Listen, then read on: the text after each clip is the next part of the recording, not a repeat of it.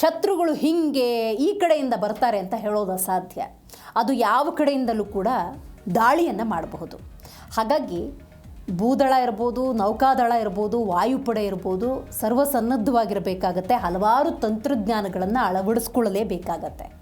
ಆ ನಿಟ್ಟಿನಲ್ಲಿ ನಾವು ನೋಡ್ತಾ ಹೋಗೋದಾದರೆ ಹಲವಾರು ಯೋಚನೆಗಳು ಇತರ ದೇಶಗಳ ತಂತ್ರಜ್ಞಾನದೊಂದಿಗೆ ಬೆಸೆದುಕೊಂಡಿದ್ರೆ, ನಾನೀಗ DNA ಹೇಳ್ತಿರುವಂಥ ಈ ವಿಚಾರ ಆತ್ಮನಿರ್ಭರ್ಗೆ ಸಂಬಂಧಪಟ್ಟಿದೆ, ಮೇಕ್ ಇನ್ ಇಂಡಿಯಾಗೆ ಸಂಬಂಧಪಟ್ಟಿದೆ. ಹೌದು, ಬಹಳ ದೊಡ್ಡ ಯೋಚನೆ ಇಲ್ಲಿ ಕೈ ಹಿಡಿದಿದೆ ಅಂತ ಹೇಳಿದ್ರೆ ತಪ್ಪಾಗೋದಿಲ್ಲ. ಬಹಳ ಮುಖ್ಯವಾಗಿ ಕಾರವಾರದ ಕರಾವಳಿಯಲ್ಲಿ ಭಾರತೀಯ ನೌಕಾಪಡೆಯ ಶಕ್ತಿ ಎಷ್ಟರ ಮಟ್ಟಿಗೆ ಹೆಚ್ಚಾಗಿದೆ ಅನ್ನೋದನ್ನು DNA ಸಂಪೂರ್ಣವಾಗಿ ನೋಡ್ತಾ ಹೋಗೋಣ. ಬಹಳ ಮುಖ್ಯವಾಗಿ INS ಮಾಲ್ವಾನ್ ಈಗ ಅಧಿಕೃತವಾಗಿ ಕರಾವಳಿಯ ಆ ನೌಕಾಪಡೆಗೆ ಸೇರ್ಪಡೆಗೊಂಡಿದೆ. ಹಾಗಾದರೆ ಏನಿದು INS ಮಾಲ್ವಾನ್? ಯಾವ ರೀತಿ ಕಾರ್ಯನಿರ್ವಹಿಸುತ್ತೆ? ಮೇಕ್ ಇನ್ ಇಂಡಿಯಾದಲ್ಲಿ ಯಾವ ರೀತಿ ಈ ಕೆಲಸಗಳೆಲ್ಲ ಆಯಿತು ಅನ್ನೋದನ್ನು ನೋಡ್ತಾ ಹೋಗೋದಾದರೆ, ಸ್ವದೇಶಿ INS ಮಾಲ್ವಾನ್ ಲೋಕಾರ್ಪಣೆ ಭಾರತೀಯ ನೌಕಾಪಡೆಯ ಬಲವನ್ನು ಇಮ್ಮಡಿಗೊಳಿಸುವಂಥ ನಿಟ್ಟಿನಲ್ಲಿ ಉತ್ತರ ಕನ್ನಡ ಜಿಲ್ಲೆಯ ಕಾರವಾರದ INS ಕದಂಬ ನೌಕಾನೆಲೆಯಲ್ಲಿ ಸ್ವದೇಶಿ ನಿರ್ಮಿತ INS ಮಾಲ್ವಾನ್ ಯುದ್ಧ ನೌಕೆ ಲೋಕಾರ್ಪಣೆಗೊಂಡಿದೆ. ಮೇಕ್ ಇನ್ ಇಂಡಿಯಾ ಅಭಿಯಾನದ ಅಡಿ ಕೇರಳದ ಕೊಚ್ಚಿ ಶಿಪ್ಯಾರ್ಡ್ನಲ್ಲಿ ನಿರ್ಮಾಣಗೊಂಡಿರುವಂತಹ ಈ ನೌಕೆಯಲ್ಲಿ 80% ಸ್ವದೇಶಿ ತಂತ್ರಜ್ಞಾನ ಮತ್ತು ಬಿಡಿಭಾಗಗಳನ್ನು ಬಳಸಲಾಗಿದೆ ಅನ್ನೋದು ಭಾರತದ ಹೆಮ್ಮೆ. ರಕ್ಷಣಾ ವಲಯದಲ್ಲಿ ಭಾರತದ ಸ್ವಾವಲಂಬನೆಗೆ ಇದು ಸಾಕ್ಷಿ. ಐ ರಿಪೀಟ್, ರಕ್ಷಣಾ ವಲಯದಲ್ಲಿ ಭಾರತದ ಸ್ವಾವಲಂಬನೆಗೆ ಇದು ಸಾಕ್ಷಿ.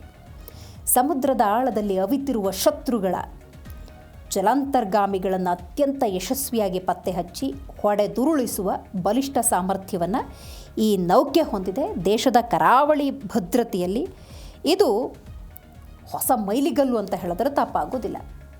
ಹಾಗಾದರೆ INS ಮಾಲ್ವಾನ್ ಇದರ ಸಾಮರ್ಥ್ಯ ಏನು? ಯಾವ ರೀತಿ ಇದು ಕೆಲಸ ಮಾಡುತ್ತೆ?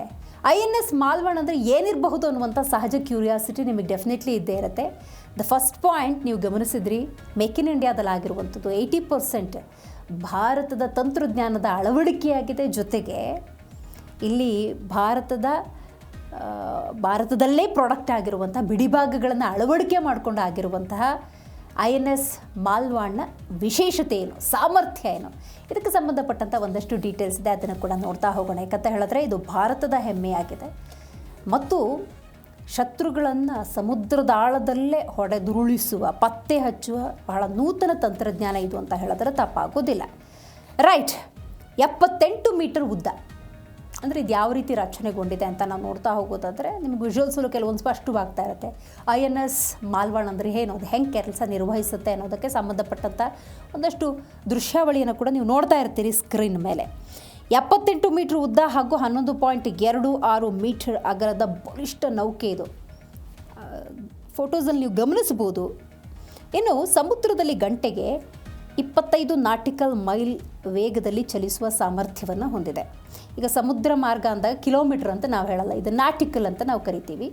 ಸೊ ಸಾಮರ್ಥ್ಯ ನೋಡಿ ಹೆಂಗಿದೆ, ಗಂಟೆಗೆ 25 ನಾಟಿಕಲ್ ಮೈಲು ಈ ವೇಗದಲ್ಲಿ ಚಲಿಸುವ ಸಾಮರ್ಥ್ಯವನ್ನು ಹೊಂದಿರೋದು ಬಹಳ ವಿಶೇಷ ಅಂತ ಹೇಳಿದ್ರೆ ತಪ್ಪಾಗೋದಿಲ್ಲ. ಇದರ ಜೊತೆಗೆ ಅತ್ಯಂತ ವೇಗವಾಗಿ ಚಲಿಸಿ ಶತ್ರುಗಳನ್ನು ಬೇಟೆಯಾಡುವ ಸಾಮರ್ಥ್ಯ ಹೊಂದಿದೆ. ಅತ್ಯಾಧುನಿಕ ಯುದ್ಧ ಪರಿಕರಗಳನ್ನು ಹೊತ್ತೊಯ್ಯುವಂತೆ ವಿನ್ಯಾಸಗೊಳಿಸಲಾದಂಥ ಈ ನೌಕೆಯಲ್ಲಿ 7 ನೌಕಾ ಅಧಿಕಾರಿಗಳು ಸೇರಿದ ಹಾಗೆ 57 ನಾವಿಕರ ತಂಡ ಏಕಕಾಲಕ್ಕೆ ಅಟ್ ಅ ಟೈಮ್ ಸುಸಜ್ಜಿತವಾಗಿ ಕಾರ್ಯನಿರ್ವಹಿಸಬಹುದು.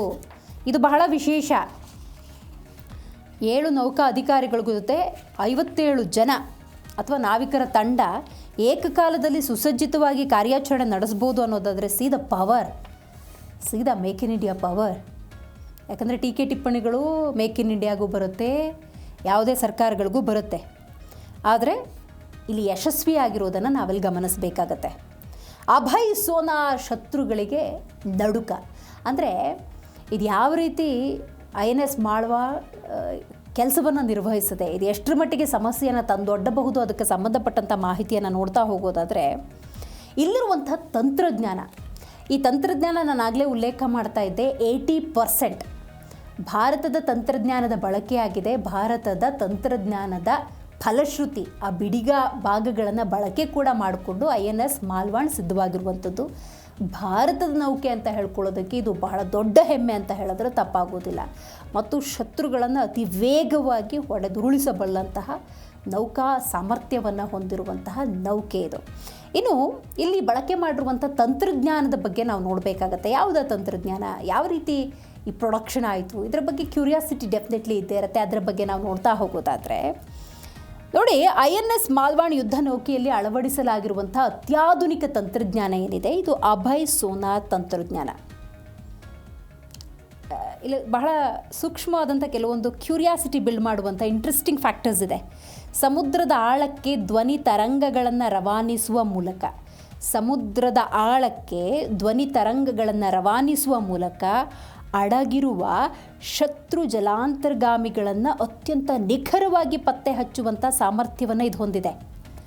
ರಕ್ಷಣಾ ವಲಯದಲ್ಲಿ ಇದು ನಿಜಕ್ಕೂ ಕೂಡ ಶೇಕ್ ಮಾಡಿದೆ ಅಂತ ಹೇಳಿದ್ರೆ ತಪ್ಪಾಗೋದಿಲ್ಲ. ಒಂದು ಆತ್ಮರಕ್ಷಣೆ, ಎರಡನೇದಾಗಿ ಮೇಲ್ಮೈ ದಾಳಿಗಳನ್ನು ಸಮರ್ಥವಾಗಿ ಎದುರಿಸೋದಕ್ಕೆ ಸಿದ್ಧವಾಗಿರುವಂಥ ನೌಕೆ ಇದು. 33 mm ನೇವಲ್ ಸರ್ಫೇಸ್ ಗನ್ ಮತ್ತು ಜಲಾಂತರ್ಗಾಮಿ ವಿರೋಧಿ ಶಸ್ತ್ರಾಸ್ತ್ರಗಳ ಬೃಹತ್ ಸಂಗ್ರಹವೇ ಈ ನೌಕೆಯಲ್ಲಿ ಕಲ್ಪಿಸಲಾಗಿದೆ. ಈಗ ಭೂದಳ ಅಥವಾ ಸೈನಿಕರ ಯುದ್ಧ ಅಂದಾಗ ಎದುರುಗಡೆ ಬರ್ತಾರೆ, ಫೈಟ್ ಮಾಡ್ತಾರೆ, ಪ್ಲಸ್ ಆರ್ ಮೈನಸ್ ರಿಸಲ್ಟ್ಸ್ ಇರುತ್ತೆ.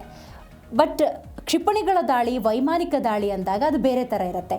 ಈಗ ಸಮುದ್ರದ ಆಳದ ಹೋರಾಟಗಳು ಅಂದಾಗ ಇದು ಟೆಕ್ನಾಲಜಿ ಬೇಕಾಗತ್ತೆ. ಈಗ ಸಮುದ್ರ ಅನ್ನೋದು ಸುತ್ತ ವ್ಯಾಪಿಸಿರುವಂಥ ಜಾಗ. ಸೊ ಆ ಸಂದರ್ಭದಲ್ಲಿ ಏನಾಗುತ್ತೆ, ಶತ್ರು ದೇಶದ ಅಥವಾ ಶತ್ರುಗಳ ಕೆಲವೊಂದು ನೌಕೆಗಳು ಎಲ್ಲಿ ಬೇಕಾದರೂ ಅಡಗಿ ಕೂತಿರಬಹುದು. ಆ ಸಂದರ್ಭದಲ್ಲಿ ಭಾರತದಲ್ಲಿ ಬಿಲ್ಡ್ ಆಗಿರುವಂಥ ಈ ತಂತ್ರಜ್ಞಾನ ಏನಿದೆ, ಸಮುದ್ರದ ಆಳದ ಆ ಧ್ವನಿ ತರಂಗಗಳನ್ನು, ಅಂದರೆ ಎಲ್ಲೇನೇ ವ್ಯತ್ಯಾಸ ಆಗಿದ್ರೂ ಕೂಡ ಆ ಇನ್ಪುಟ್ ಸಿಕ್ಕಿ ಆ ಗುರುತಿಸುವಿಕೆ ಆಗಿ ಆ ನಂತರ ಅವರನ್ನು ಹೊಡೆದುರುಳಿಸುವಂಥ ಪ್ರಯತ್ನ, ವಿಚ್ ಇಸ್ ವೆರಿ ಇಂಟ್ರೆಸ್ಟಿಂಗ್. ಇನ್ನು ಇದಕ್ಕೆ ಸಂಬಂಧಪಟ್ಟಂಥ ಮತ್ತಷ್ಟು ಮಾಹಿತಿ ಇದೆ.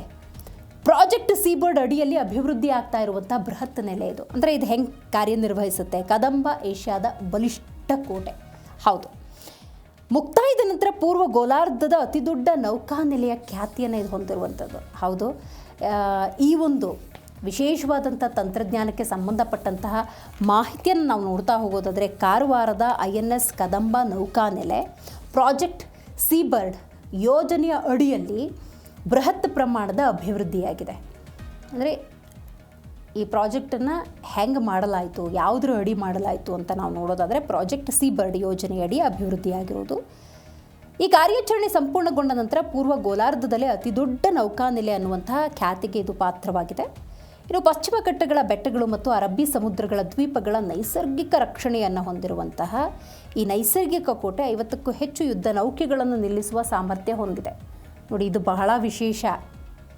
50ಕ್ಕೂ ಹೆಚ್ಚು ಯುದ್ಧ ನೌಕೆಗಳನ್ನು ನಿಲ್ಲಿಸೋ ಸಾಮರ್ಥ್ಯ ಅಂತ ಹೇಳಿದ್ರೆ ಸಿ ದ ಪವರ್.